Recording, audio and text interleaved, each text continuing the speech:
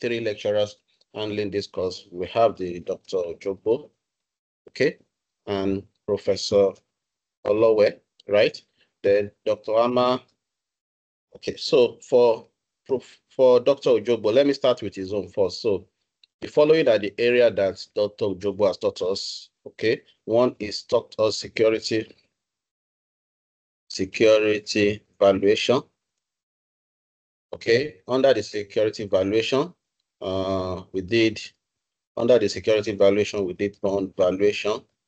Okay, we did basically a security valuation like a fixed income security. So under this, we did bond valuation. Under the bond valuation, we did how to compute the pricing of the bond. Okay, how to compute the pricing of the bond, your call option. Okay, then we're taught, apart from pricing, so we're taught yield to call, yield to maturity. Under the yield to maturity, there is current yield and there is current yield and there is approximate yield to maturity. Okay, maturity. Then also we did the call option. After call option, we did duration. Then we now did convertible bond. So these are the aspects that Dr. Ojogbo taught us on that bond. So then Professor Olowe now came. He went a little bit advanced. So all these things that Dr. Ojogbo taught us are the same thing that Professor Olowe taught us. However, sorry, I skipped something. Equity valuation. He taught us equity valuation. So these are what Dr. Ojogbo taught us, right? Then Professor Olowe now took over. Okay, initially, Professor Olowe started with the overview. He started with overview of investment, right? He taught us this on his day one, overview of investment. Then when he now taught us this, he now took over this bond valuation. So in his own now, he now taught us convexity. Okay, bond convexity. He taught us this bond convexity. Okay. He also introduced basis points. Okay, basis point and calculation in bond. Then under his own bond introduction, he taught us. Okay, I think these are the two things that Professor Olowe introduced to bond valuation. Then, in addition to this, now he now started portfolio.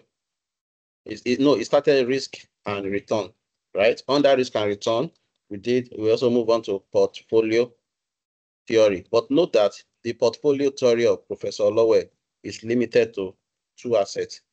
So don't go and be cramming formula for 10 assets of 3. Just know only 2 assets. So know only 2 assets. Then we move on to diversification as well. Diversification of portfolio. Okay, then we now started a new topic. That's CAPM. This one started last weekend. Hopefully, it will conclude it this weekend. So what I've just done now is just to enable us to take our stock. So with what I've explained now, you can take your own self-assessment.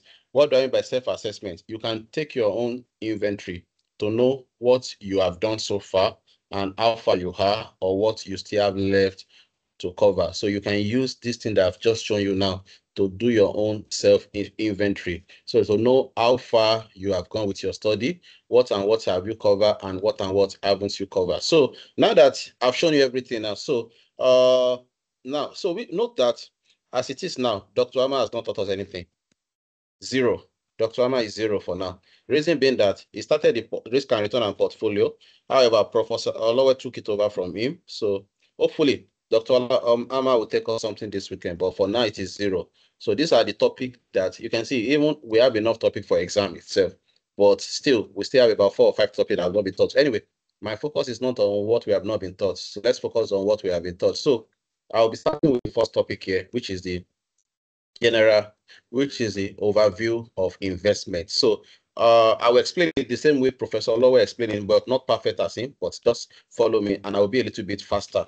Okay, so thank God that this class is being recorded. So in case you miss out on any of my key points, you can easily go back and, watch and listen to this session again. So let's look at investment. So what is definition of investment? So investment basically is when you commit your fund with the hope that that fund will appreciate in the future. So basically it's when you commit your fund with the hope that the fund you have committed will appreciate tomorrow. E.g., you put 100,000 somewhere and you are hoping that this 100,000, maybe the next 1 year will turn to 150,000. So what you have just done is investment. Okay. So investment, right? That's basically that you have just done. So investment is when you commit your fund for future what? Appreciation. All right. So just note that definition of investment. Now, why do we invest? So it gave us lot of reasons why we need to invest. So some of the reasons why it gave us why do we invest is for one, you invest for capital appreciation, e.g. the money you are putting in, you are hoping that the money will grow tomorrow to guard against inflation, right? So another reason, I can explain each of this point, but I don't want to spend time on it since we have so much to cover. For tax savings too, you invest for tax saving, e.g. you can do what's it called? A pension just to defer your pay, whatever. So for wealth accumulation, self-discipline, for retirement planning, achieving financial goal, financial security and independence, edge again on certain diversification. So I would just advise us to know some of these points. It might ask us maybe, in theory, why do we invest? So whenever you see a question on why do we invest, so these are the likely response or answer that you are expected to give on why we need to invest. Okay. Now, there are two types of investments. Now, this is where we are going now. There are two types of investment. We have fixed income security and variable income security. Okay. This fixed income security are variable income security. So fixed income security, there are those security that you are certain of your interest. You know how much interest you are getting. That's fixed income. You know that these are the amount of income I'm going to get. E.g., you will get your capital back and regular income. That is what is known as a fixed income. So examples of fixed income security is your bond. So the bond that that we're going to look at in detail is an example of fixed income security. Bond is an example of fixed income security. So there are various characteristics of fixed income security. Number one is regular income. You are sure of your interest income, capital appreciation, low volatility. One of the best investments is when you go for Eurobond or government bond because they don't have, what's it called? The risks are very low, maturity, credit risk. So let me skip all this for us. We can please, this material, I'm going to share everything with us. Please go through them again. So yeah, so there are three types of fixed income security. We have the savings account, we have the term deposit or fixed deposit and money market. So these are some of the examples of fixed deposits. So savings account is what you have in your savings. And almost everybody have a saving account, right? Term deposit or fixed deposit is when you're trying to preserve your saving account, right? You told your bank, oh yeah, let me fix this amount. The money market security, these ones too are basically various short-term securities. All right. So now, we now look at the money market security that they are grouped into two. There is what is known as a non-government security, and there is government security. So under the non-government security, we have commercial paper and bill of exchange. Please, Professor Lowe, spend time to explain each of these things. I don't want to go in detail. I want to move on to bond and portfolio, the calculation. That's what I'm trying to the objective is let me just take you guys through all these things so that you know what I want you to read. Okay, you need to read all these things because they can come in form of a theory, and from experience, theory are always cheap marks for us. All these theory are very, very cheap to earn your mark than calculation. If you know what to write, they are very, very cheap. So non-government securities, these are commercial paper, bill of exchange. So this, when we say non-government, meaning that the security are usually issued from one company to another company, right? They are issued from one company to another company. Then there are some that are issued by government. For government, we have the bills, we have the notes, and we have the bond. However, the most popular one is what is known as government bond, right? As I'm speaking, I think Euro bond is still selling now in case you have dollar to go and buy it. So that's under government security. We have bond, bill, and note. Then Prof went ahead to define each of these items for us, right? So let me save you from all this story. I believe we can all read and understand commercial paper. Although, please note, Professor Lowe just explained this. Most of the points you see here, this is me trying to form my own notes.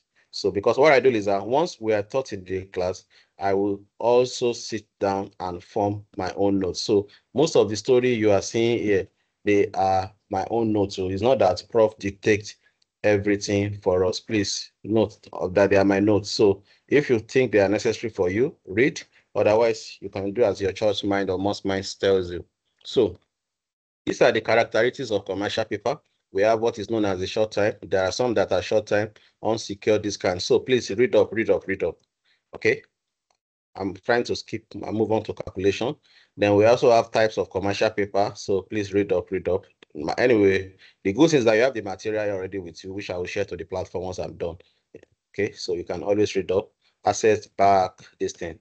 Bank paper, please read up. Type benefit for commercial paper. So these are my own notes that I formed based on when Prof was explaining. So please read up on all these things. Very important. How commercial paper works. Okay. Hello, sorry, somebody is trying to speak. Okay, investment in commercial paper. So you can also bill of exchange too is there. Where it taught us bill of exchange. So please try and read. We have various type of bill of exchange. Please read them up. So those are some of the things that Prof taught us on his day one with us. He spent most of his time on day one explaining all these things. So I will advise you guys to please take time and read. Okay, take your time and read up on all this. It's quite detailed. Okay, what I've done is I've done a very, very quite detailed analysis here just for my own consumptions. So that's how I study really. Anyway, so let me move on now. So this what I've just done now is to discuss the overview of investment. All right. So let this serve as our guide. What page am I now? I'm on page what? I'm on page 16. So please, let this thing serve as our guide though. This thing I've given you, all this outline. Okay, please, let's see. Whenever you are reading, at least focus on this. I noticed that in the past questions, there are a lot of topics that are in the past question that they've not taught us. So if you are laying more emphasis on past question, probably, should I call it overkill? Because when you keep saying things that you have not been taught and you don't know it, so why not focus on the one you have been taught and solve questions that relate to those ones? So because we still lack so many topics that we have not been taught, so I would rather suggest that whatever thing we have been taught in the class, master them first of all. When you master what we have been taught, then you can now solve questions. So try and limit your study only to what we have been taught, because I believe as it is now that we seem to have confusion everywhere now, the exam might most likely will be limited to what we have been taught. So I don't think anybody will set questions on what we have not been taught. So please take note of that. So being that as is me, let's move on to valuation now. So this is where we have work to do now. So let's move on to valuation. Valuation. So what is valuation? When someone asks you to define valuation, what is valuation? So valuation is simply the process of determining the present value of an asset of a company, right? So it is simply the process of determining the present value of an asset of a company. You want to note the worth of a company. So how do you know the worth of a company? That is through valuation. So there are some concepts that you need to understand what is under valuation. So some of the concepts are, the first one is intrinsic value. Intrinsic what? Value. What is intrinsic value? This intrinsic value, basically, you can say it is known as the value within, right? Value within, value within. You can call it value within or inherent value. These are another way that, these are something that can mix you to remember what is intrinsic value. You can call it value within or something that is inherent. So it is also one of the tools that we use under fundamental analysis. So when you try to assess your company based on your past record, okay, e.g., your 5 years financial summary, you are trying to analyze your company. That is you are doing what is known as intrinsic value analysis, something that is within. That is what this intrinsic value is all about. Then the second one is market value. Under market value now, you are going outside. Okay, you are checking what is happening within the market. That is market value. Note the difference between intrinsic and market value. Intrinsic value is the value within, something that is within your company based on your past record. You are not going outside, okay?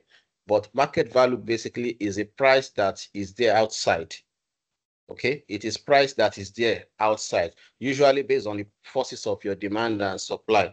The something that's price at which something is trading in the market, that is market value. Now, what is fair value? What is fair value now? So the fair value basically is a price in which an item can be in exchange between a knowledgeable willing buyer and a knowledgeable willing seller at an arm's length. That is a price that is not influenced. A price that is not what influenced. The price at which a transaction can be in exchange between knowledgeable willing buyer and knowledgeable willing seller. That is known as what? Intrinsic. That is known as a fair value. Sorry, guys, are you following me or am I moving too fast? Although I'm very fast, but if you want me to slow down a little bit, I don't mind. Sorry, guys, are you with me? Let me take a break and listen to you guys. Hello? We are Hello, together. We are following you. Yeah, we are Okay, you are following you. following. Yes. Okay. Thank you. So I know I'm very fast, but I just have to rush and explain so that we can move on to the technical part, okay? Okay, now, so I've talked about fair value, right? Now, the next one is your discount rate. So discount rate is that rate that you are using to discount your future cash flow to your present value. That is basically your discount rate, okay? The rate of interest that you are using is, you can also refer to it as your cost of capital. What you are using to discount your future cash flow to your present value, that is your discount rate. So the next one is your terminal value. From the word terminal value, is more or less like what is left, a residual value that is left, right? So the value of an asset of a company beyond the explicit forecast in a period. So whatever that is left, let's say in the case of an asset, it is known as your scrap value or whatever value that is left after you have already considered the main value. That's basically your terminal value. Then the next one is your net realizable value. Please note there is a difference between fair value and net realizable value. So when we talk about net realizable value, this net realizable value is basically your selling price less estimated cost to sales in the ordinary cost of business. So your selling price less estimated cost to sales in the ordinary cost of the business. That is what is known as net realizable value. Okay, your selling price less estimated cost of sales in the ordinary cost of what business. That is your net realizable value. Then another one is your breakup value. Breakup value or for sales value. So this breakup value is applicable when the company is going through crisis, when fair value can no longer be applicable. That is when you use your breakup value. So breakup value is usually a distressed value.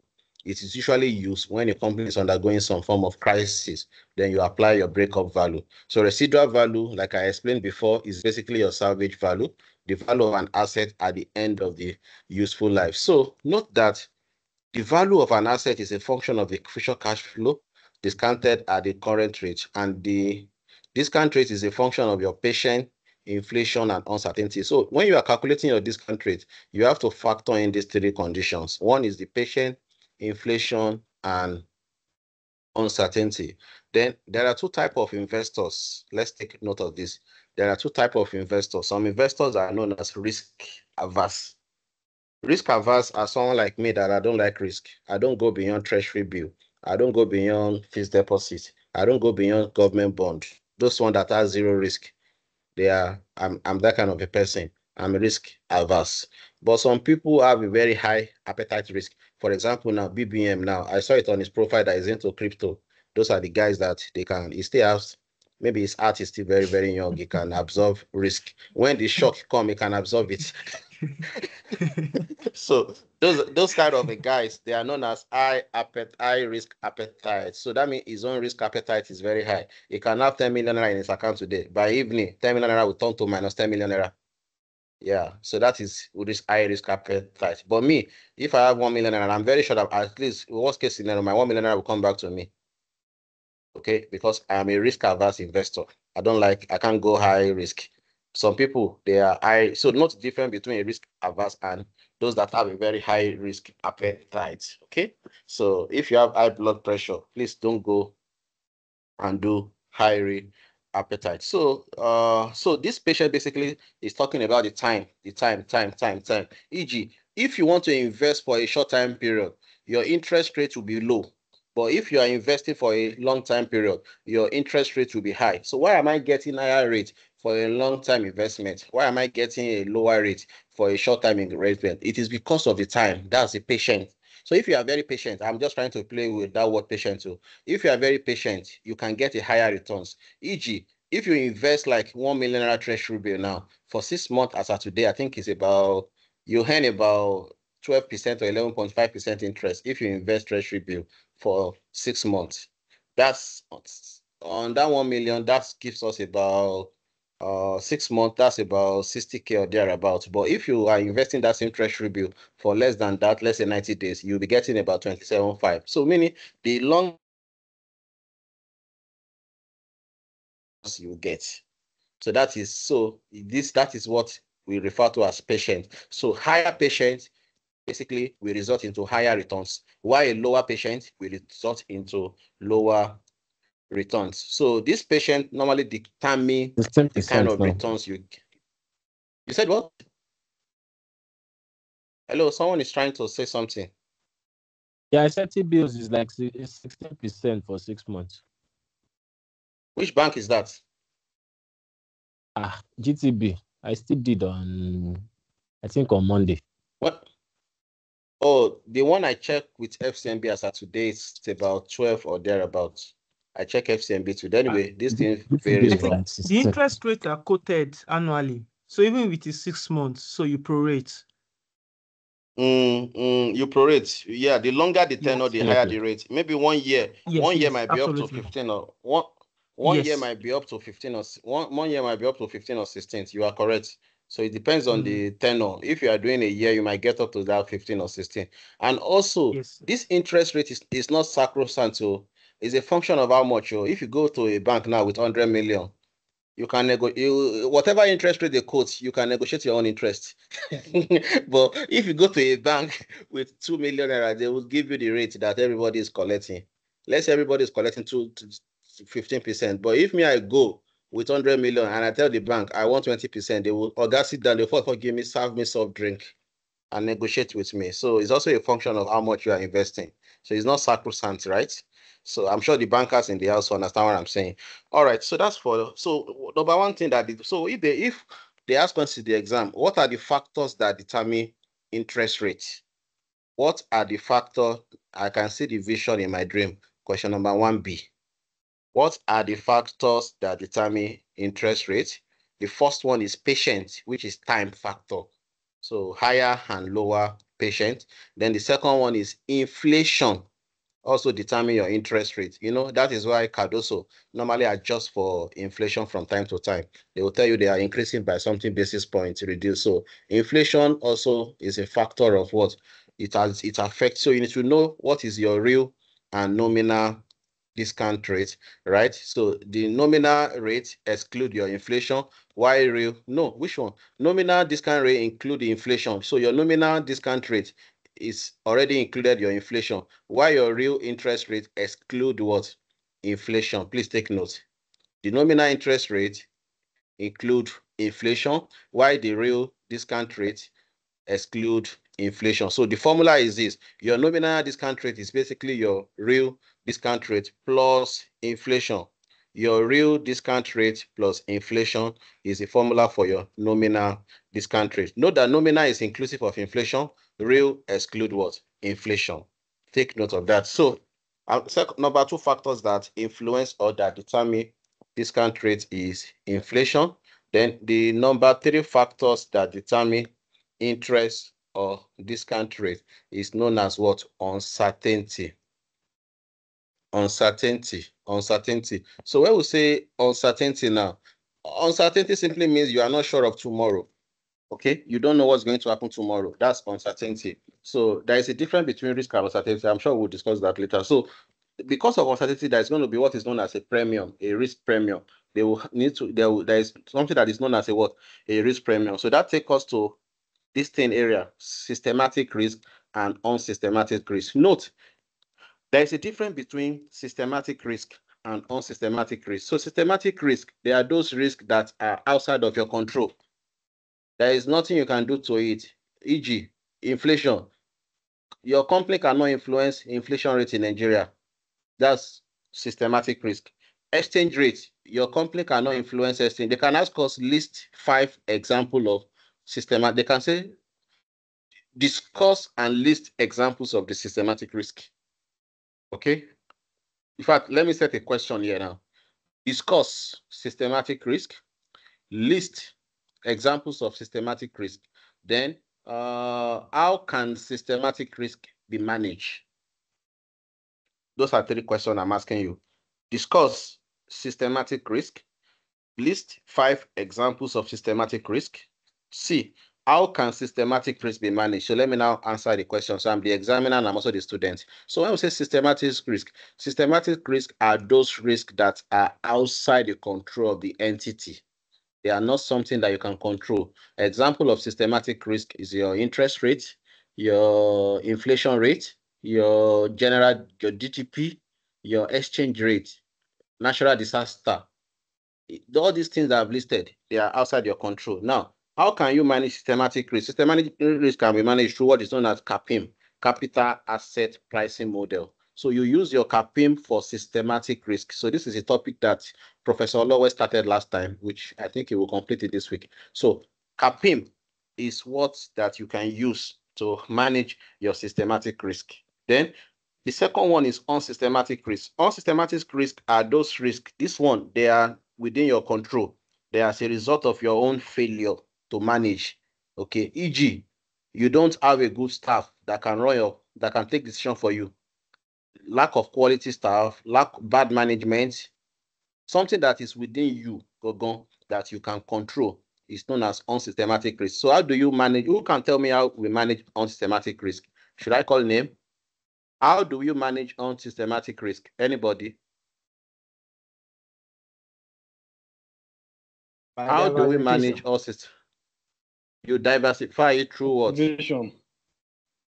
Through what? Through the investment portfolio. God bless you, boss. God bless you. I don't have money. I will have dashed you money.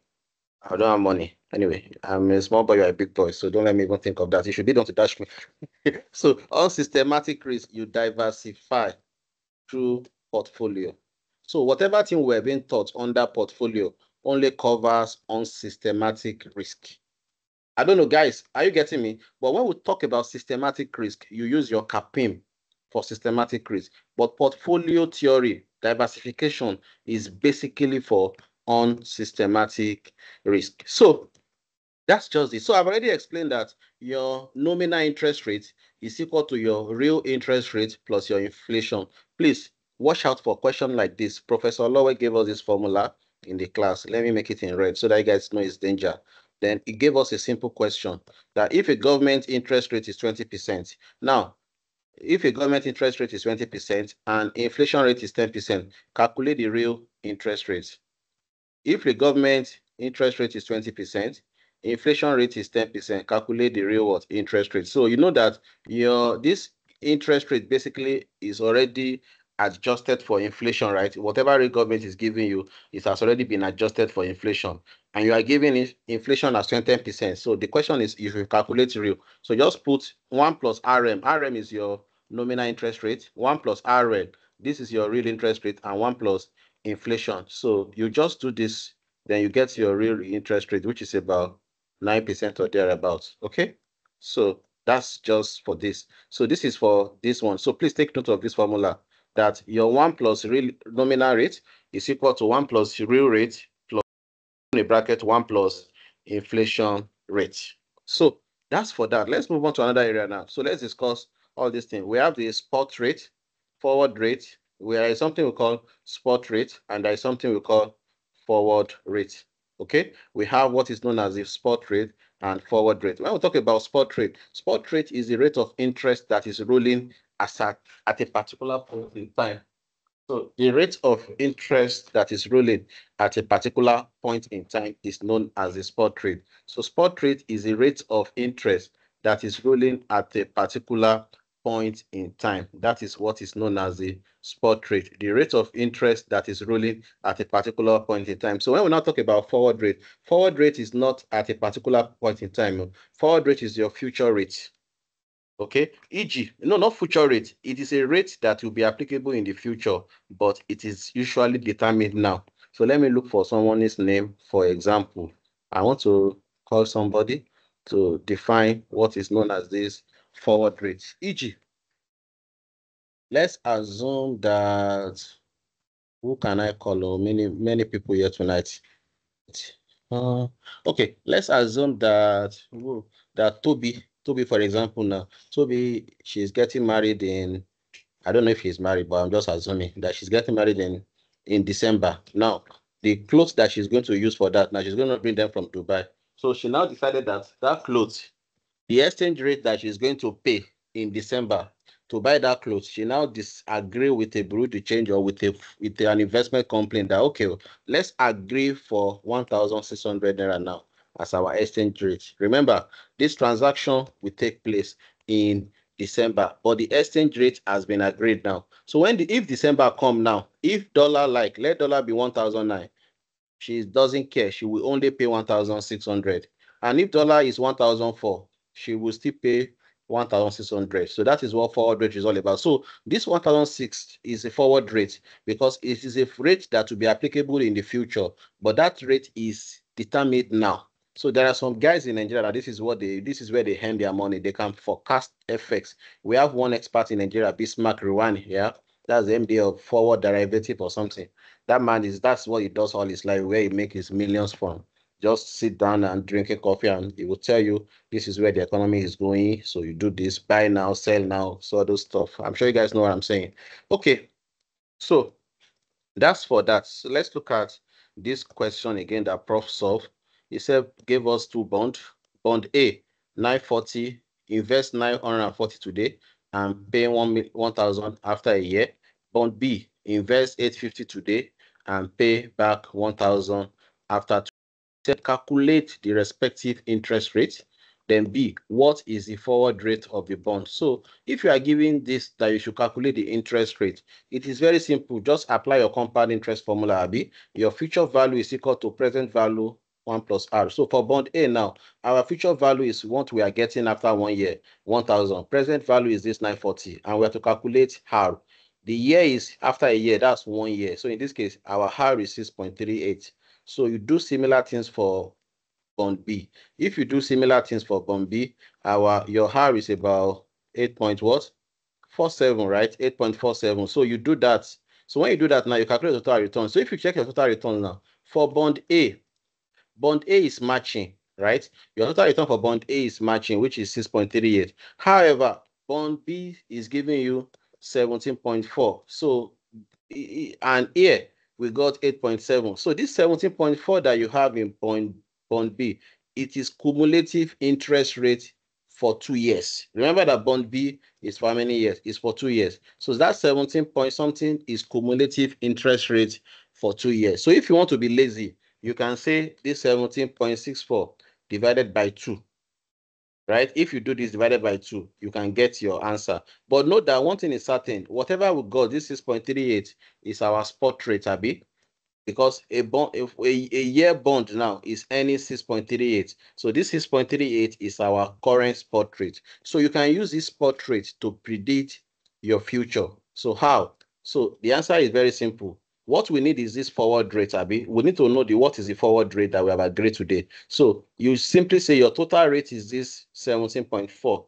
So your total rate is going to be your spot rate, which is going to, you are going to multiply your spot rate by your, what's it called, forward rate, to be able to know what is the forward rate. So if you apply this formula, okay, this is 1 plus TR, that's 1 plus total rate, which is 17.64, equal to your spot rate, 1 plus 6.38, then is equal to 1 plus FR. We are looking for the forward rate. So if you check now, the forward rate that we've agreed is actually 10.5%. So this is exactly how you can calculate this forward rate from these simple questions here. So now, Dr. Ojokpo now took over here, valuation. So sincerely, whatever Dr. Ojokpo taught us on valuation, it was not too in-depth. So I even love questions from his own side because it won't give us more. But the other one from Prof, that is the one that really he went details, talking of the issue of convexity of bond and the rest. So let's see. So there are some of these things that I've already explained. I will just keep like valuation. I don't need to explain the meaning of valuation again. This is basically Dr. Ojokpo's note, valuation of bond. So under valuation, we have basically 4 things to look into under valuation. One is bond valuation. The other one is valuation of preference share. The third one is equity, and the fourth one is security. So for bond, it's very easy. For preference share, we're told that if it is a redeemable preference share, then it is similar to valuation of bond. How you calculate the market value of a redeemable preference share is the same as how you calculate the market value of your bond. So the two are the same. Then we have equity. But for irredeemable preference share, it has a formula. I will show you the formula as we go. I will show you the formula, right? I think it's part of the note. Then we also have valuation of equity. Under the equity, most likely you need to use your discounted dividend model. That's DDM, discounted dividend model. So that's the formula you most likely you have to cram for valuation of equity. Then for convertibles, so these convertibles, they are those instruments that have both the features of debt and equity. So we've discussed valuation. So why valuation? These are Dr. Ojokpo's notes. Number one, you value to know whether you want to invest or not, right? Also to know whether to buy or sell an instrument. In fact, those are the 2 reasons why you do valuation. Those are the 2 reasons why we do valuation. Number one is to know whether we should buy or sell an instrument. Number 2, to know whether to invest or not to invest. So those are the 2 reasons why we do valuation. Okay. All right. So those are the 2 reasons. So it's just those things that you need to know why we need to do valuation. To know whether to invest or not to invest, and to know whether to sell or not to sell. All right. So you value because of those 2 reasons. Hello? Anything? Hello? Someone's trying to say something? Okay, I see now. My screen went off. Okay. Can you see it? Yes, it's back. Yes, I see it. Yes. Okay. Yes. So Continue, now, please. so there are some things that you need to know under valuation. We have what is known as coupon. Coupon, basically, it is the interest that is usually attached with that bond. Okay, it is the interest that is usually a fixed interest that is attached to the bond. There are some questions that coupon will not be fixed. So if you have any bond whose coupon's rate is not fixed, that bond is known as a stepped bond, STEP bond. Any bond whose coupon rate is not fixed is known as step bond. Okay. Anyway, but we are not taught that. So your coupon could either be paid annually or it is paid semi-annually. Like the one Prof gave us last week to give most of us handicap in the class was semi-annually, right? But we were taught only annually in the class, but it is what it is. So then we have the yield. What is yield? The yield is the expected return from investment. Yield is the expected return from investment. Then there are various types of yield, right? We have various types of yield. There is what is known as a current yield. So current yield is there. Your current yield is equal to your yield, your income divided by your fair value of investment. That's your current yield. Then approximate yield to maturity. So this is where you use the formula of C is C plus something. I'll get the formula for you later. Okay. Approximate. Then we have current yield. We have yield to maturity. For yield to maturity, you will use the higher R. Approximate yield to maturity, you will use that formula, which I will show you later. So maturity value, this is the amount that you will repay at the end of the tenure of an investment. That's a maturity value. And this maturity value could either be at par, premium, or discount. So maturity value could either be at par, premium, or discount. It could either be at par, premium, or discount. So when your maturity value is at par, what it simply means when it is at par is that whatever amount you have invested is the same as what you will get back on maturity. That is at par. Sorry, who is that? Anything? So par mean if you invested 100 million, you are going to get 100 million naira back on maturity. That is the meaning of at par. Then what about at premium? At premium means that, let's say if you invested 100 million and you are getting 120 million back on maturity, that is at premium. So at premium means whatever you are getting on maturity is higher than what you have invested. That is at premium. Then the third one is at discounts.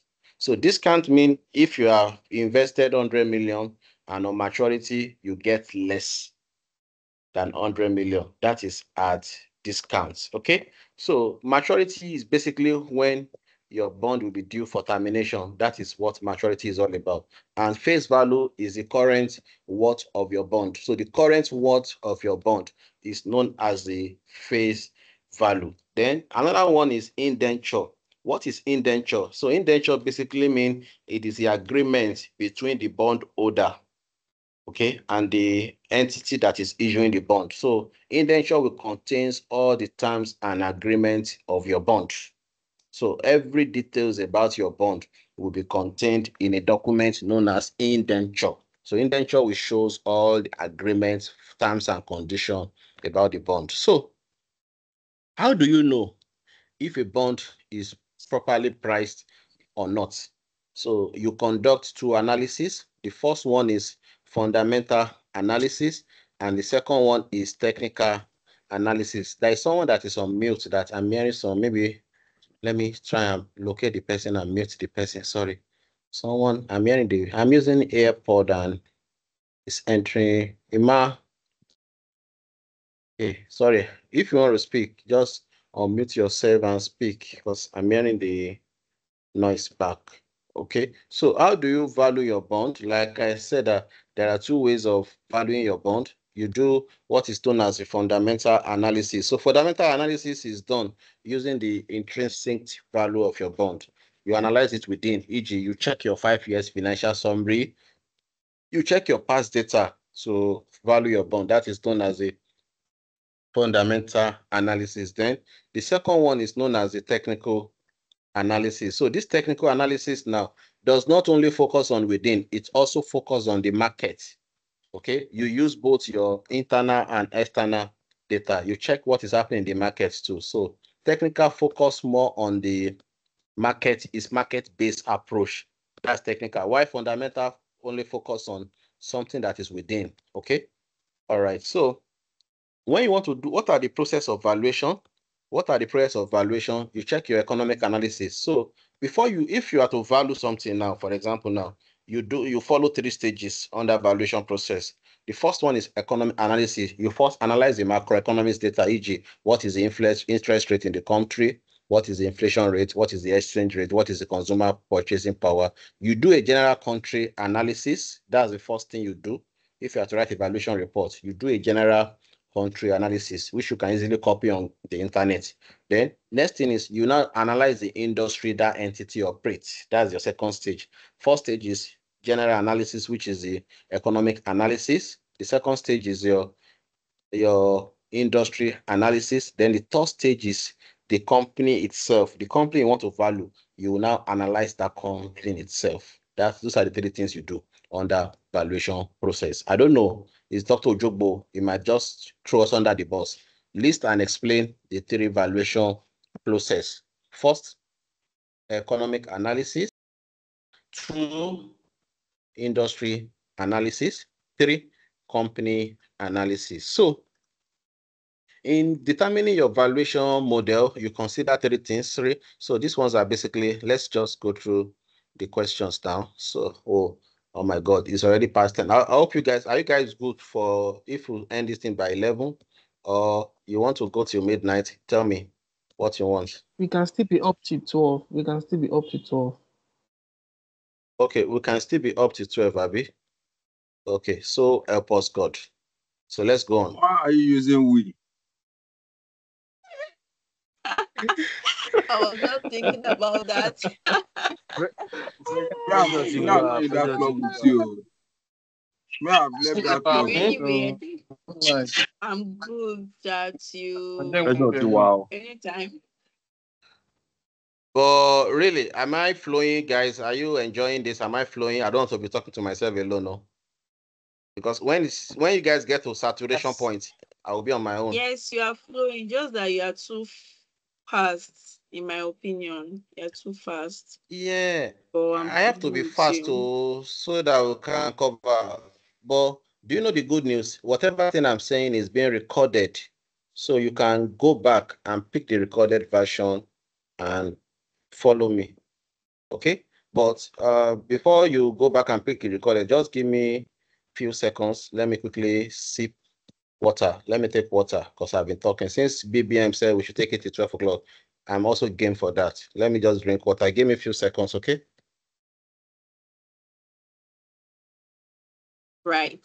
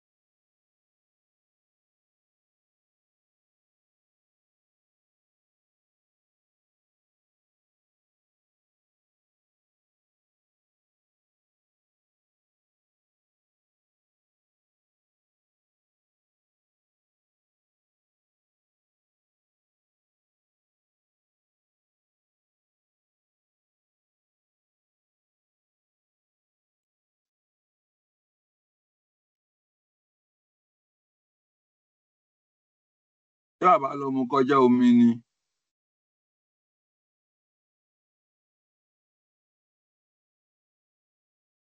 BPM ti dá wàhálà 12 o'clock sílẹ̀ nísìnyí o. Okay, Ọ̀gbẹ́ni Ojúlásàn ò ṣe. BBM na bright o. Ojúlá- BBM na bright Ọ̀gbẹ́ni o. Ojúlásàn ò ṣe jàre, Ojúlásàn ò ṣe. A lọ dá sára bẹ́ẹ̀ ni. Okay. Ó tún fẹ́ dàbí kò Hello? ṣomi mọ́ o. Mo ní Ojúlásàn ò ṣe mọ́ báyìí, já máa ṣiṣẹ́ lọ. Since as long as you guys are feeling me, let's flow. Okay, I went to drink water and also a glass of wine actually. So now Ojú ti là báyìí dáadáa. Where that sleep won't come from, I never see him. Okay, can you guys hear me? Are we good? Can I continue?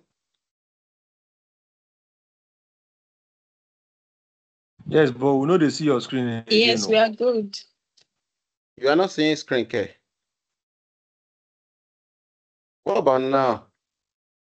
Can you view my screen now? Not yet. Yes, it's back now. Can you view? Yes, we are I back really up. want to explain portfolio. You know, I have a question that I want to solve on portfolio. As long as you guys are awake and if you guys are not tired, me, I'm game till 12 a.m. Okay, if you guys are not tired and if you guys are still awake, I have a question I want to solve on portfolio for us tonight.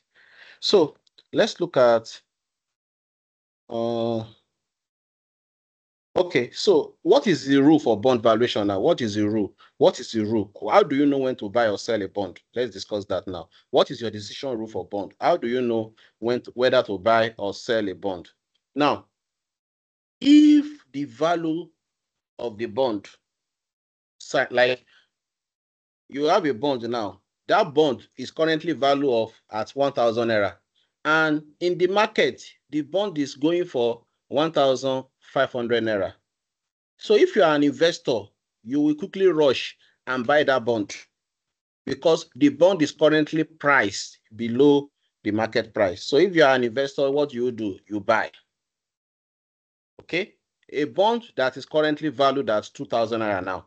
And in the market, the bond is going for 3,000 naira. So as a rational investor, you will quickly do what? You will buy. And if the reversal is the case, what will you do? You sell. So this is when to know whether to buy or sell an instrument. Okay. Now, let's look at these questions now. So given the following data, advise ABC on the following based on the value of the bond or maturity. If like now, the offer price is they want to sell this bond for 1,080. So is this worth it or not? So what you will simply do is this. This coupon rate fair is 15. The face value or fair value of the bond is 1,000. The price of the bond is this. Okay. And duration is 5 years. The IRR or yield to maturity is 10%. Please note, number one mistake is that your cash flow here should be based on the fair value of the bond, not on the price of the bond. Though. If you want to note it. Your coupon will be calculated on the face value or fair value of the bond, not on the price of the bond. Some people might go and do 15% or 1,080 as their cash flow. Please, it is wrong. So what is the value of the bond? Value of the bond basically is the present value of all the discounted cash flow. Okay. Value of the bond is the present value of all the discounted cash flow. That's how you calculate the value of your bond. So the present value of all the discounted cash flow. And what are the discounted cash flow? Is equal to your coupon plus redemption amount. Coupon plus redemption amount. That's it. Coupon plus redemption amount. That is it. Now, for this redemption amount now, the question is, redemption amount, if you are giving a redemption amount, good luck to you. But if you are not giving a redemption amount, please use your par value as your redemption amount. If your redemption amount is given, please use what you are giving. But if you are not giving a redemption amount, use the par value. So if you check these scenarios now, we have a 5 years bond. So we compute this method that we use is a long method. You know, there is a shortcut to this. If your cash flow is regular like this, you can just do a cumulative DCF. I think I did it for when we were solving it. I will check. We can do a cumulative DCF for this instead of doing it 1, 2, 3, 4, 5, which is going to waste time. Okay, so you know we have cash flow of 5 years. Okay, so the cash flow is for 5 years. Then our what's it called? We will redeem it at this. Or if you guys have calculator with you, can I quickly show you how to use the shortcut for it? Or do we know it? How to use the cumulative DCF for 5 years and get this instead of doing it one by one? I need a No, response, sir, please. we don't know it though. I don't No, know we it. don't know it. We are with our Okay, I don't need to show you. calculator. I've already done it. We are with our calculator, sir. I have done it already. See. Just follow me. Now, that's why I put or in the class. We were taught like this, which is a long method for me. So this is a shortcut. Since this thing is very constant for 5 years, okay? So you can just say put 1 to 5 here, then put that cash flow here. Then your DCF here, you will use this formula to calculate your DCF. See this formula you have here. So this is the formula 1 minus 1 plus R raised to power minus n divided by R. So once you use this formula, this 3.7 whatever is your cumulative DCF for 5 years. So when you do, you can see that both answers are the same. But you can only use cumulative DCF if your cash flows are regular. I repeat, you can only use cumulative DCF if your cash flow is regular. But whenever your cash flow is not regular, please, you do it one by one. No? So this is how we do we compute the compacted DCF, right? This is how we do Hi, it. Kazim. Yeah. Yes, please. So sorry, when you mentioned that this formula we use it only when cash flows are regular. you said that when it's not regular that we should not use it. But then you also mentioned earlier that bond is a fixed interest. So it's expected that the cash flow for bond it comes in on a regular basis. So is that not I also a bit no, I contradictory? also not contradictory, sir. Your bond is supposed to have a fixed Okay. interest. I also said that there are some bonds that interest can change. That is known as Okay. a step bond. You know, they will tell you that the Okay. first 3 years is this, then the last 2 years is this. In ICANN, I've seen question like that before. They will give you two different coupons. But so far, too good. What we were taught in Okay. class, what we Just are one taught in step. class are those one with fixed, but never Yeah. underestimate the power of Professor Olowe. Never underestimate All his right. power. He can set question with different coupon rates. Corporate finance should teach us a lesson actually. Okay, so oh, when I remember corporate finance, I would just, my mind would just be doing giddy, giddy, giddy, giddy for investments, but it is well. God will always take charge of the situation. So this is just how you calculate the value of your bond, right? So this is it. Now, this is another question now. If suppose we have time, I will have told you guys to quickly do it. That's why those our mamas that complains that they did not understand it. I will have just give them a very simple class work now. But we don't have time, so there is no need for that. So just follow me. But in case I know I'm very fast, but whatever I'm discussing will be on YouTube first thing tomorrow morning. Just go through the video again. And this material that I'm using, MS Word, I will drop it on the WhatsApp group. You can pick this material. These are my own notes, which is more comprehensive than what we have in the class. So, okay. So, all right. Let's calculate for these ones too. So now, if you look at this now, oh my God. Okay. Who can look at these ones now? Can someone, any of those ladies, the ladies that complain that they don't get it, can you tell me what is my coupon rate here? Ima, don't talk. I know you will meet and speak. Can you tell me what is the coupon rate? I don't know their name. I will have called them out. Can you tell me the coupon rate from this question now? How much is the coupon? Tell me for 5 years. How much? Fast, fast, fast, fast. No time.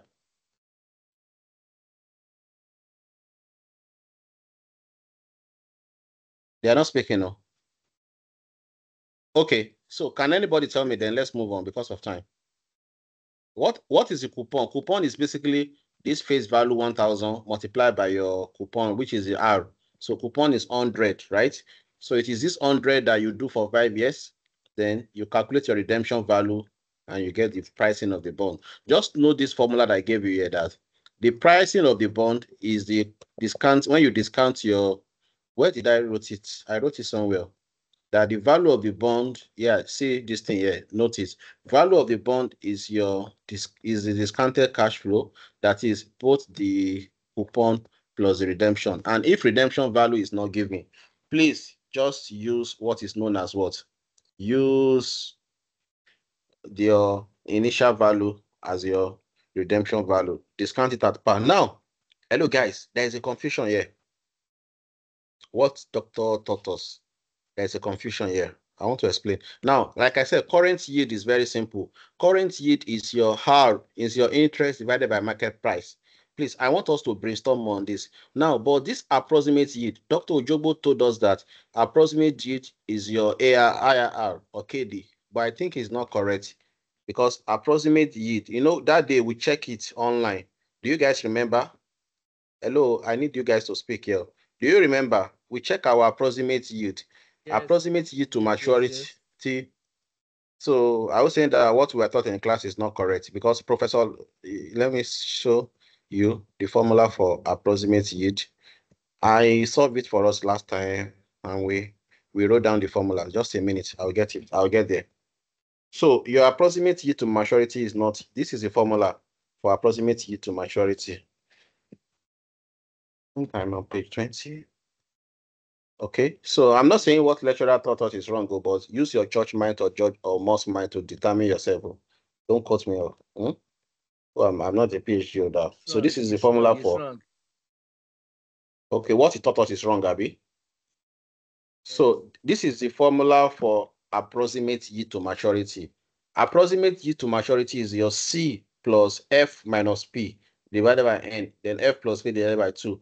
Your F is the face value, P is your current price of the bond divided by the number. So this IRR is your yield to maturity. When they say you should calculate yield to maturity, that is when you do IRR.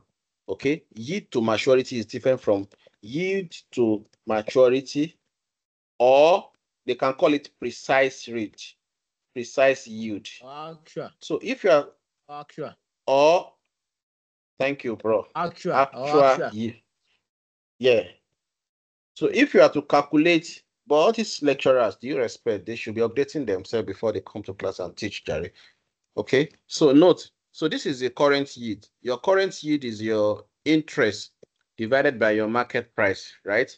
Then your approximate yield to maturity. Your approximate yield to maturity is this formula: C plus F minus P divided by N, then F plus P divided by 2. Then your yield to maturity, which is same thing as your precise yield or because there was a past question on this one. The question said calculate precise yield and calculate approximate yield. So if you want to go and use IRR for this, you miss it. Oh, please take note. So thank God that at least I have 36 members on this call now. Thank God that you guys know the truth now. Okay. Your approximate yield to maturity, this is the formula. Then if you have to calculate precise yield or actual yield to maturity, it is your IRR. So I don't talk my own. So all this one that he said we should calculate approximate yield that we are using IRR, me, I will just change it to yield to maturity. Okay, yield to what? Maturity. So that's it there. So you see, I'm sure you know how to do IRR, so I don't need to explain how we calculate our IRR for us. You use for your positive NPV and negative NPV, then you can see yield to maturity is what. See, you can see where we know that we missed it. The answer, we put YTM there, yield to maturity. So there is a difference between yield to maturity and approximate yield to maturity. Yield to maturity is your IRR. Approximate yield to maturity, please use this formula for it. Okay. All right. Let's move on. Now, let's move on to call provisions now. There are three types of... Kazeem, Yes, please. please, where the I'm M's are, listening. just remove the AYM and use the yield to maturity so that we can know that. I have Yeah. done that already. I have done that actually. Okay. Oh, sorry. I need to do it here too. Yield to maturity. So if you are to calculate approximate yield to maturity, this is a formula for approximate. But yield to maturity is your IRR. Please note.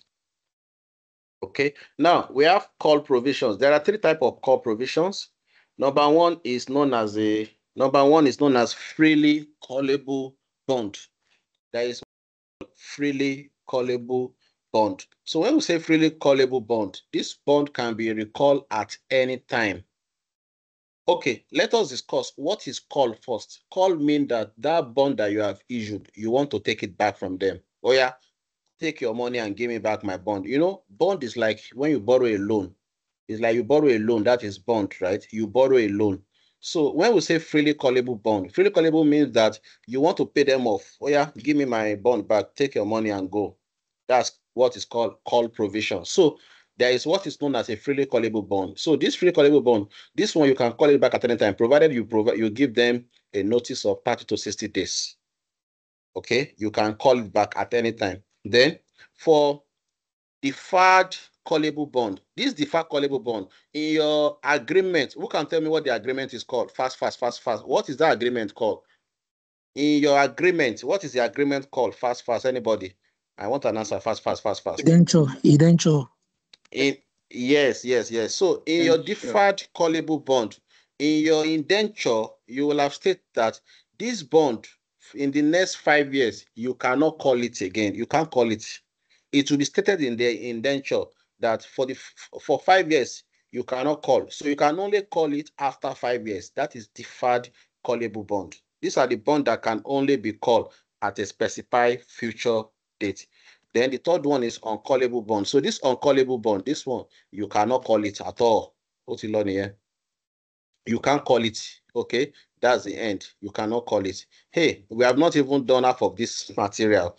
I'm still on page 26 out of 76. and we want to finish revision tonight.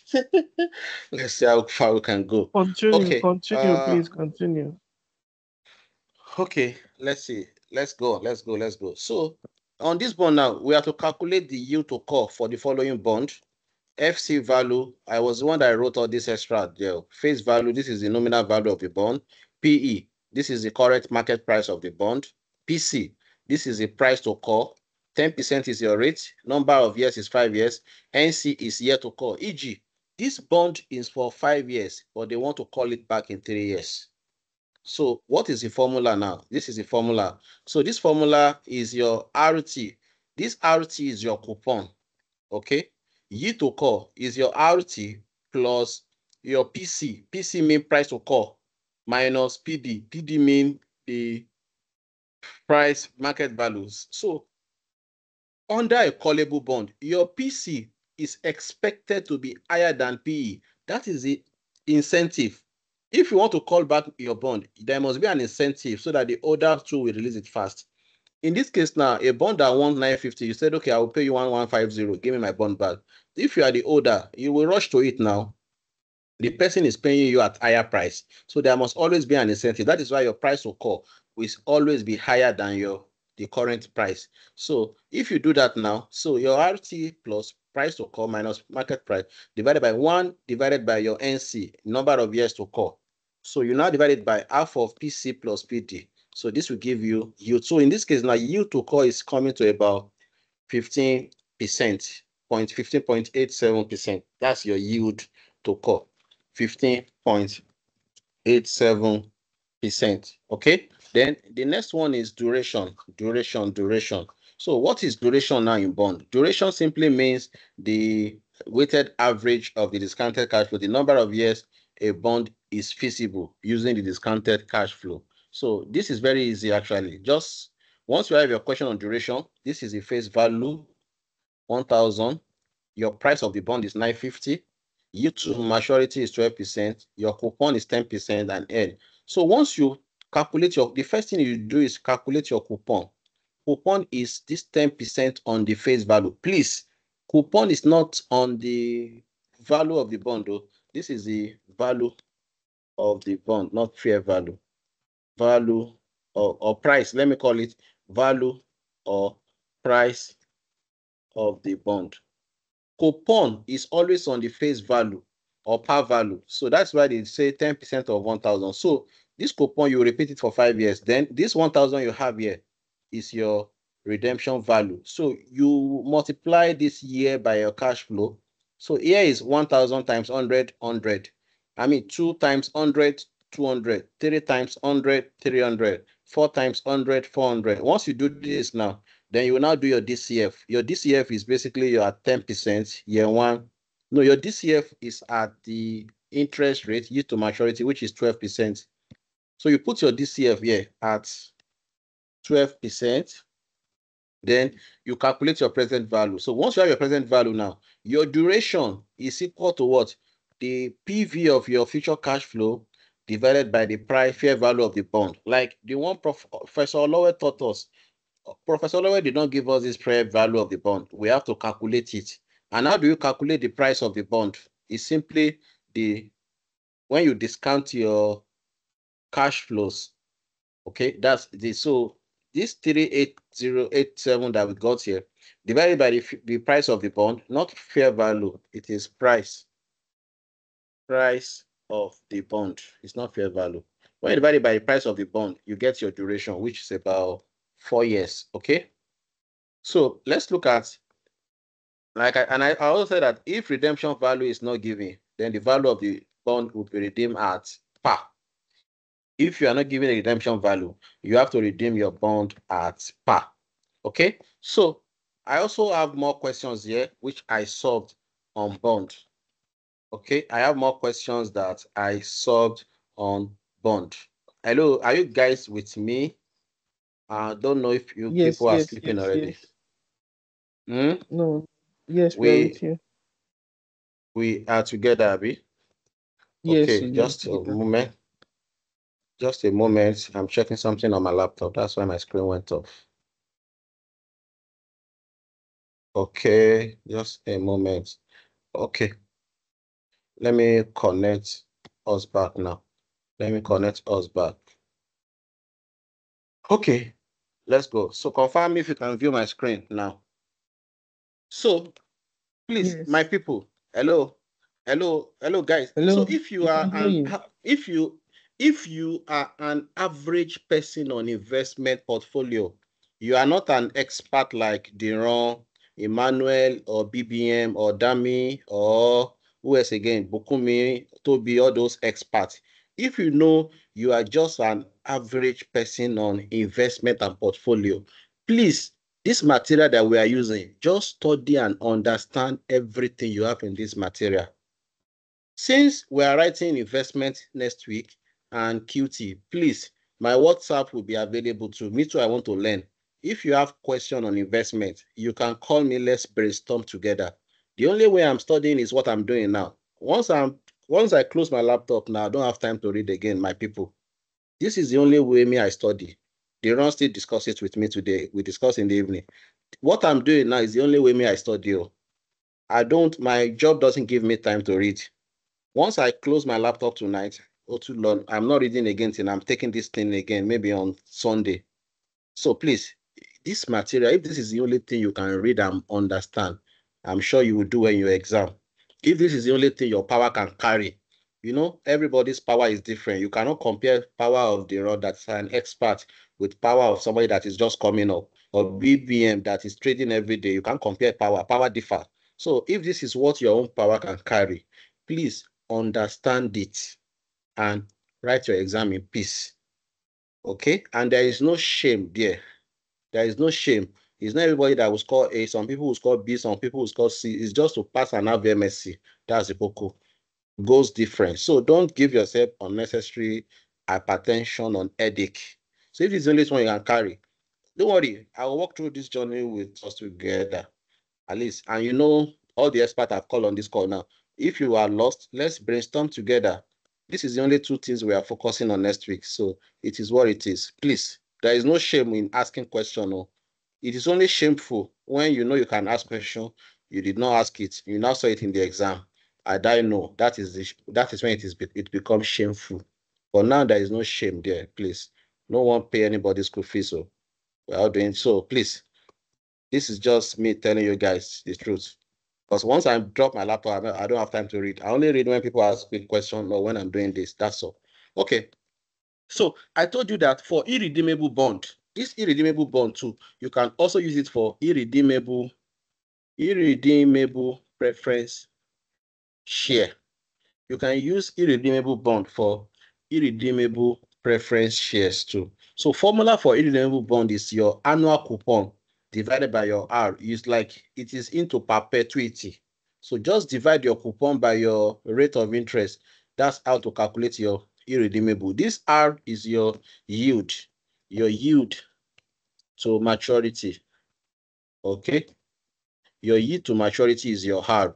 So once you have your coupon, just divide it by that yield. It will give you the pricing of your irredeemable bond. Your irredeemable bond is the same thing as your irredeemable preference share. So you can see a firm has in issue 7% undated bond with 100 nominal value. The current yield is quoted at 7.42%. Calculate the market price. Okay, so this one now we treat it as irredeemable bond, right? So the A is treated as what? Irredeemable bond. Why is it irredeemable bond? Because it is undated. If it is redeemable, it will be dated. But for them to say it is undated, that is why it is irredeemable. Irredeemables are just forever and ever. They are not dated. Now, so I've solved that one for you. Now look at this second question now, B part. B partner, a company has in issue 8% 100 naira nominal value bond, redeemable at a 5% premium in 10 years' time. The current yield on the bond is quoted as 10%. Calculate the market price of the bond. So this one is in 10 years' time, Abi. So our coupon rate is, what's our coupon rate? 8%. Nominal value of the bond is 108. Okay. Nominal value of the bond is 108. Redemption value, they said it will redeem at a premium of 5%. Premium of 5% means this 100 now, you multiply it by 1.05, that's 105. You are redeeming at a premium. That is, premium is something on top of the actual. That's 105. Then your number is 10 years. Then your interest is given as what? 10%. So who can give me the coupon value of this bond? How much is the coupon, annual coupon? Can somebody tell me fast? What is the annual coupon of this bond? It's narrow. 8. So it is your 10 times 8%, 100 times 8%, Abby. So the answer is here. I just cover it up so that you guys can tell me. So now it is 10 years. Now do 1 to 10. 8 is a coupon. So your DCF, since this 8 is constant for 10 years, so just use your compounding annuity formula, which is this. So you get your DCF, which is what? 6.144. Then the value of the bond itself on redemption in year 10, you put it there. You are redeeming that 105, Abby. So we got our market value, which is 89.63. That's the market value of the bond. Okay. So that's for that. Now, the next thing we are discussing is convertible bond, convertible security. So when we talk about convertible, before I talk about convertible, let me just call 5 people randomly. I want to show you they're not sleeping. If I can get 5 years, that means you guys are not sleeping. I will have the energy to continue. Where should I start from? Yeah. Hey, Barry, how are you? Can you hear me, Barry? Can you hear me? Good evening. Just speak. Say hi or say something. To be sure that you're not sleeping. I want to call 5 people randomly. Hey, Barry, can you hear me? Unmute and speak. See? Nothing soon here. That's what I'm trying to avoid. I don't want to be speaking for nothing. That's number 1. Okay, Faith. Can you speak? That one is sure handicap for the end here. You error, sarcastic. Faith, Alpha. Can you hear me? Faith. You see, BBM. I wish to take this into 12, but all our people are sleeping. You can see that one is sleeping. Kefi, can you hear me? Unmute and speak, Kefi. Okay, two over 1, yes. Motigbo. Okay. Okay, dear Governor, can you speak? Governor. Hello, Governor, can you speak? Out of 4 people, 3 people are what is on? Governor ti dé pẹ́ o, ó ti dé pẹ́. 3-1. Toby, can you hear me? Toby. 3-1 by 3 people are sleeping, 1 is awake. Toby. OTD 4-1. Yes. So, thank God, 3-2. Let me call a guy now. Let me call a guy. Japheth, can you hear me? Yeah, I can hear you. So that means Hello? out of 6 people, 3 people. Yeah, okay, 3 people are awake, 3 people are sleeping. So you know what? Let's just take it to 11. On Sunday, I would have loved to solve past questions, but what do you think? Should we complete this revision on Sunday, or we should suspend it and take past question on Sunday? What do you guys want for Sunday? I'm open to anyone. This revision that we're doing, should we finish it up on Sunday before pass? Hello? Can we can finish it on Sunday? Okay. Hello, let's finish finish it on the Sunday. revision today so that we concentrate on question on Sunday. We can't This finish thing it is today, plenty. Laila. I don't think we can't finish it today. It's plenty. We can't finish it today. We've not started portfolio. We can't finish it today.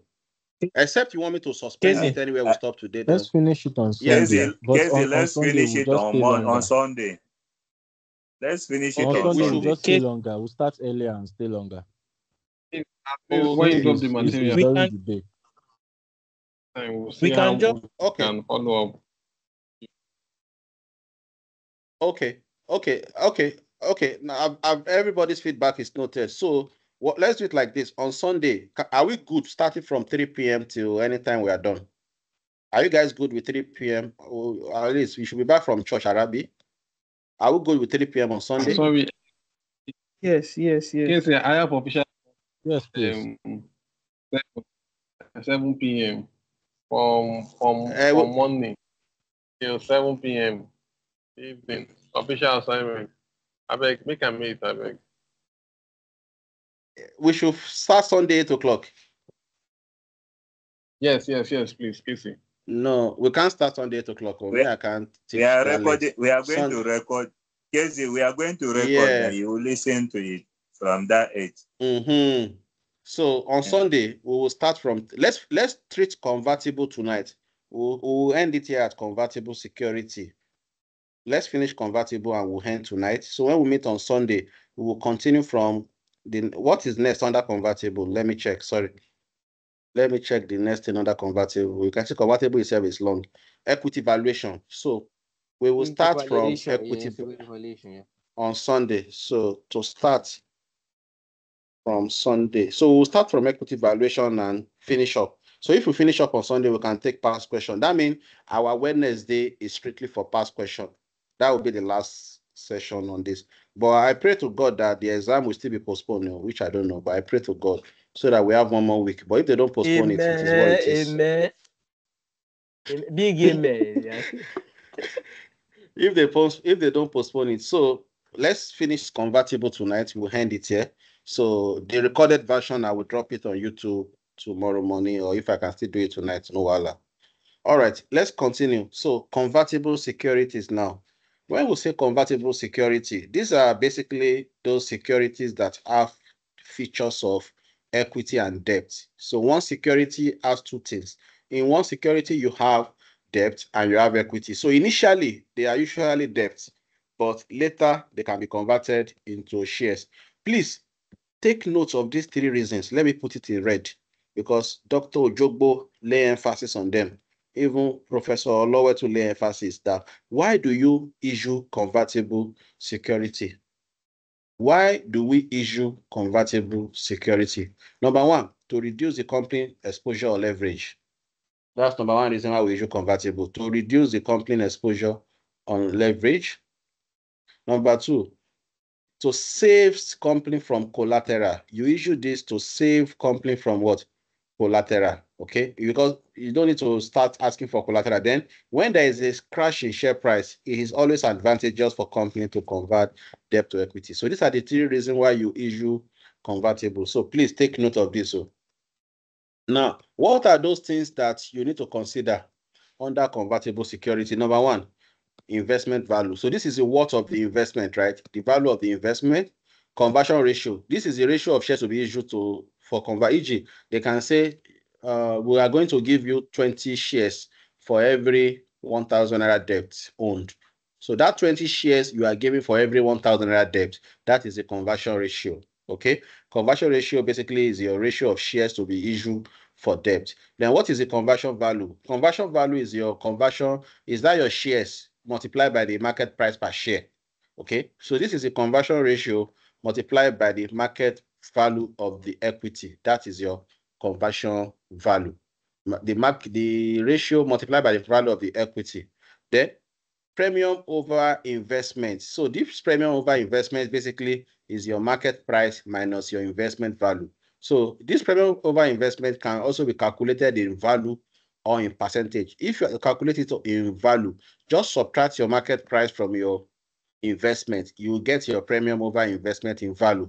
But if you want to calculate it in percentage, it will be market price minus investment divided by investment, because your investment is the base value. So that's why you're dividing by investment, multiplied by 100 over 1. So it will give you your premium over investment in percentage. So follow the same process for premium over conversions too, okay?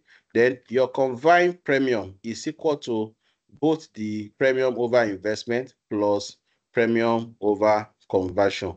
That's your combined premium. So let's take questions. Question now. Let's take question. Please, this is Dr. Ojogbo class question.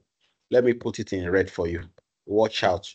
You know, doctor said anything he teaches in the class, he can just call for any notes and he will not say beyond that. So, and you will know when he taught us corporate finance too, That's a lesson. The same thing is solved in a class. That was exactly what came out in the exam. So I'm putting this one in red too. Watch out for this question. Okay, watch out for it. So Unilag PLC has a 12%. Unilag PLC, let me check if you guys are still with me. Okay, I still have 33 people. Some have dropped. So Unilag PLC has a 12% bond that is currently selling at par. Unilag PLC has a 12% bond that is currently selling at par. Cost of debt is 14% and number of years to conversion is 5 years. The bond is expected to mature in 7 years' time.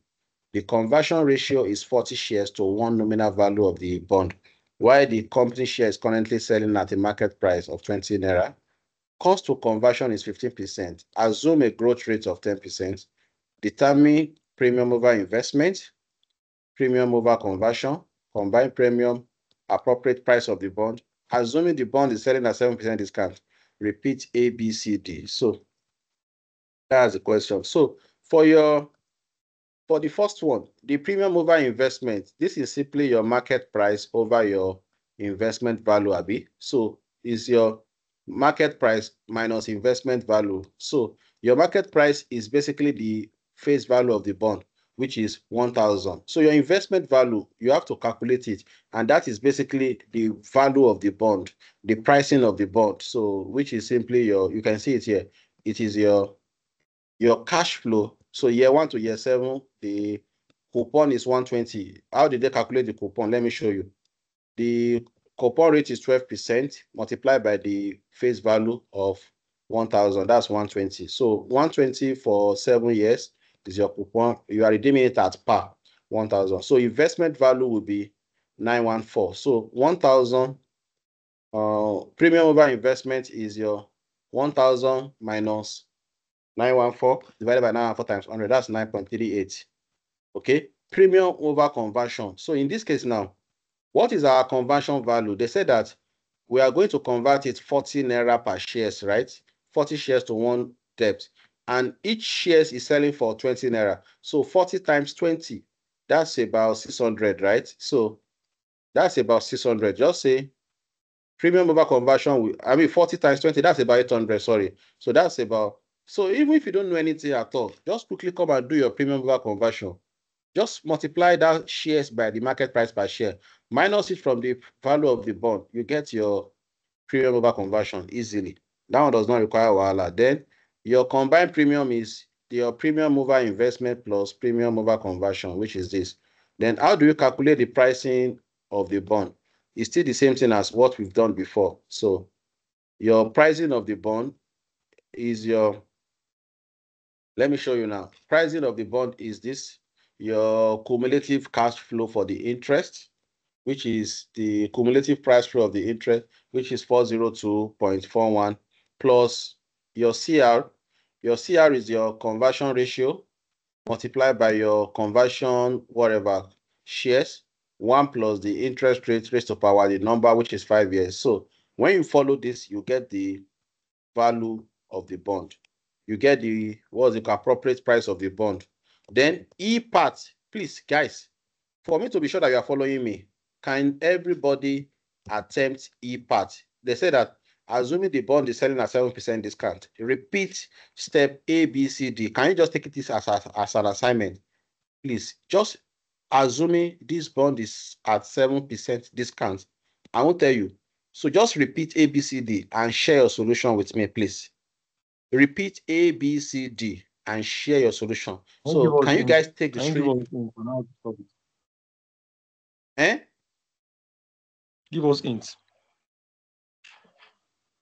Okay, this is the value of this is the bond. The bond is 1,000. It is saying at 7%. That would be, it would be 970 now. Simple. It is 970.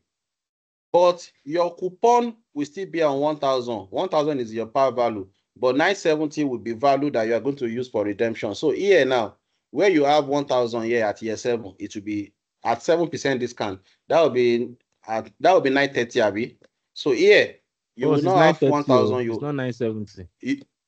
You will have 930 here. You have 930 Okay. there. That's your Okay. redemption. So 930, I think 930.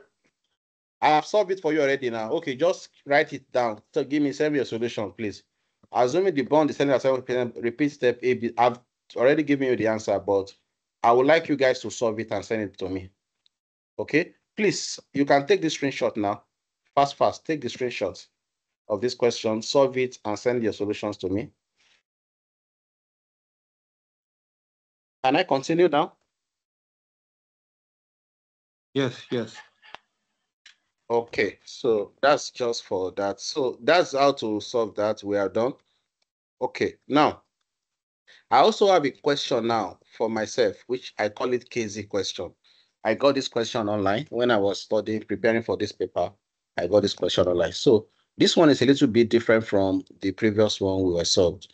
What they solved for us in the class is the simplest of all. I pray that is what will come out in the exam. But this one is a little bit technical. Hello, Kasim. Now let's go. Yes, please. The question. Please speak, Bright. I can hear you now. Speak. Hello, Bright. I can't hear you again. Hello, yeah. So I said I'm a novice when it comes to the investment. So the question you asked us to solve, to be honest, I don't know it. You don't know how to solve it, Abi. You don't know where the question is. Which one should I believe there? Hello? Hello, can you Yeah, hear me? is it that you don't know how to solve it, or you don't know what the question is? This is the question. Yeah, I don't know how to solve it. Okay. Can you do me one thing? Understand how this initial solution was solved. Okay. When you understand how the initial solution was solved, then I say, assuming the bond is selling at 7% discount, you should repeat A, B, C, D. So if the bond is selling at 7%, that means the fair value of the bond in year 7, here, instead of you calling it 1,000, you would call it 930. That's at 7% discount. So when this one is 930, then you resolve everything again. That's what I ask you to do. So do you know what? Just solve it anyhow you can solve it and share your solution with me. Is that fine with you? Okay. Yes. But before you solve it, understand A, B, C, D. First of all, understand A, B, C, D. First of all, please. Okay. Before you solve it. When you understand A, B, C, D, then just change this 1,000 here, change it to 930, then you resolve it again. I think that should be all for that. Okay. Let's take this last question for tonight before we go. A company has an issue 9% bond, which are redeemable at their nominal value of 100 naira in 5 years' time. Alternatively, each bond may be converted on that date into 20 shares. The current ordinary share price is 4.45, and the expected growth rate is 5%, 6.5 per year for the foreseeable future. Bondholder required return is 7%. So calculate the following for each of the bond: market value, floor value, and conversion premium. So first of all, our coupon is 9%, our par value is 100. So what's our coupon rate? Bright, how much is my coupon here in this case? How much is my coupon? N is 5 years. My conversion ratio is 20. What is my coupon amount? Fast. Tell me, Bright. IRR is 7. What's my coupon amount? 900. 9% of 100. That's 9. Your coupon is 9. 9 of 9, yes. 9. Yeah, that's your coupon. So so you see coupon is 9. So if you are to calculate the market value of the bond, it's very easy. So your coupon is 1 to 5. Okay. Then redemption value. So let me show you how I did the redemption value. Okay. The redemption value is the higher of two things. Redemption value of the bond is the higher of the nominal value and the market price of the equity. Now, the nominal value of the equity is 100, but the share price, because we have the growth rate, it will be PE into 1 plus G. That's growth raised to power n multiplied by a conversion ratio. So the market price per share is 4.45. In open bracket 1 plus your growth rate is 0.6.5, right? The number of years is 5, then it is 20 naira. That's your conversion ratio, 20 shares. So your redemption value is 1 to 1. So what you will take will be the higher of the two. So here now I have 121.94 here. So which means that the market value of my bond is the summation of the coupon plus the redemption, which is about 123.84. That's the market value of my bond. Now, what is the floor value? Floor value is the value without the option of conversion. Floor value is the value without the option of what? Conversion. So it's simply your coupon plus your redemption, which is at par. That gives you your floor value, which is coming to about 108.2. Then what is your conversion premium? Conversion premium is basically your market price minus your conversion value times 100. So that gives us about 14.45%. So I think this is a good way to stop tonight. I think we've done a lot tonight. So when we meet from Monday, on Sunday by God's grace, 3 p.m., we will go in more details. We will finish this bond valuation. Then we will also take portfolio, right? I think that should be what we are discussing on Sunday. So let me stop recording for now so that I can listen to question, if any. So guys, do you have any question, addition, subtraction? So just like I have said before, this material here, if